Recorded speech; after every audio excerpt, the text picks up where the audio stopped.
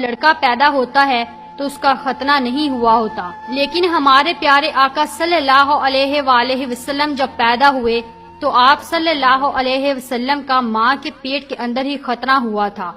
دنیا میں آپ کا ختنہ نہیں کیا گیا۔ یہ تین چیزیں دیکھ کر دائی شفا گھبرا گئی اور حضرت آمنہ رضی اللہ تعالیٰ عنہ سے کہنے لگی، اے آمنہ، میں نے اپنی ساری زندگی میں ایسا بچہ نہیں دیکھا۔ حضرت شفا نے حضور صلی اللہ علیہ وسلم کو اپنی گود میں لے کر ایک طرف زمین پر لٹا دیا۔ دائی شفا نے جیسے ہی حضور صلی اللہ علیہ وسلم کو زمین پر لٹایا تو حضور نبی کریم صلی اللہ علیہ وسلم نے ایک جھٹکے سے کروٹ بدلی اور گھٹنے ٹیک کر سیدھے سجدے میں چلے گئے۔ یہ دیکھ کر حضرت آمنہ رضی اللہ تعالیٰ عنہ کی حیرانی کی انتہا نہ رہی۔ پورے 15 منٹ تک حضور نبی کریم صلی اللہ علیہ وسلم سجدے میں رہے اور پھر اپنا سر اٹھا کر آسمان کی طرف انگلی سے اشارہ کیا اور ساری دنیا کو بتا دیا کہ اے لوگو، اس دنیا کو پیدا کرنے والی ذات صرف اللہ ہی کی ہے۔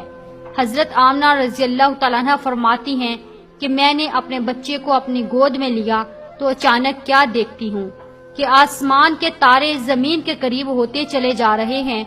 اور پھر اچانک ایک بادل کا سایہ میرے کمرے کے اندر آیا اور پھر میری گود سے میرا بچہ اس بادل کے سائے میں غائب ہو گیا۔ اس بادل کے اندر سے ایک آواز آنے لگی، اے جبرائیل علیہ السلام، اس بچے کو ساری دنیا کے چکر لگواؤ، سارے نبیوں کی خوبیاں دو، یوسف کی خوبصورتی دو، اسے ایوب کا صبر دو، اسے ابراہیم کی دوستی دو، اسے داؤد کی میٹھی زبان دو۔ اور پھر حضرت آمنہ رضی اللہ تعالیٰ عنہ فرماتی ہیں کہ تھوڑی دیر بعد وہ بادل کا سایہ ختم ہو گیا اور میں دیکھتی ہوں کہ میرا بچہ میری گود میں لیٹا ہوا تھا۔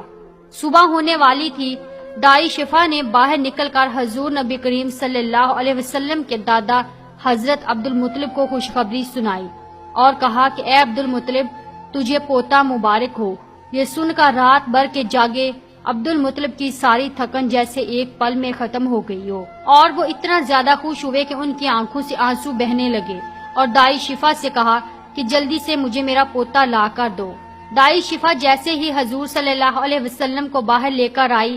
تو نظر پڑتے ہی سب کے ہوش اڑ گئے۔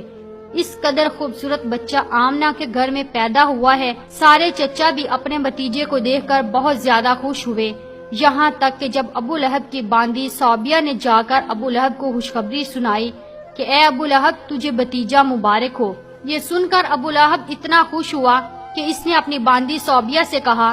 جا، میں نے تجھے بھتیجے کی خوشی میں آزاد کر دیا۔